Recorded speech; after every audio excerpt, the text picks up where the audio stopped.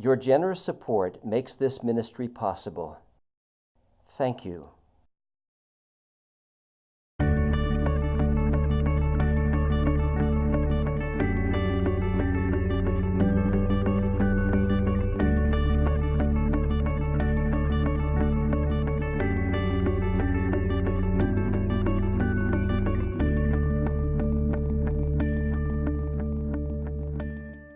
We are looking at the arguments for the pre-trib rapture.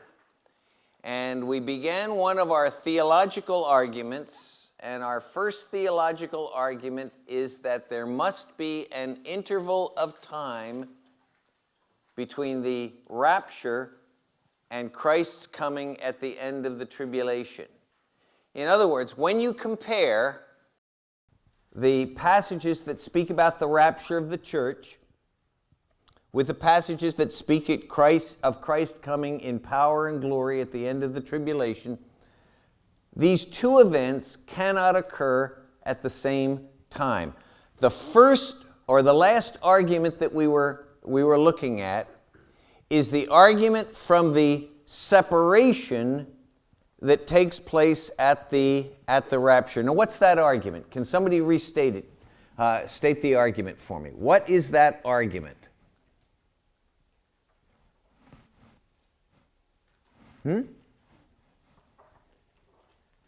The argument from the separation that takes place at the rapture.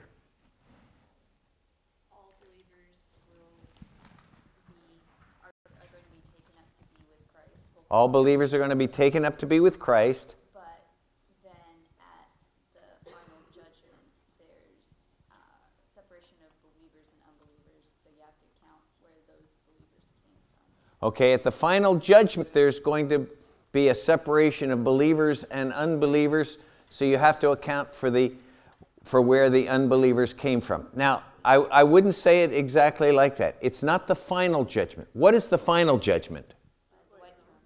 The great white throne judgment in Revelation 20. When does that take place? After the 1,000 years. The judgment of the sheep and the goats in Matthew 25 takes place before the millennium. Okay? And what you see is that when Christ comes, there are both believers and unbelievers here on earth. He separates them. Where do the unbelievers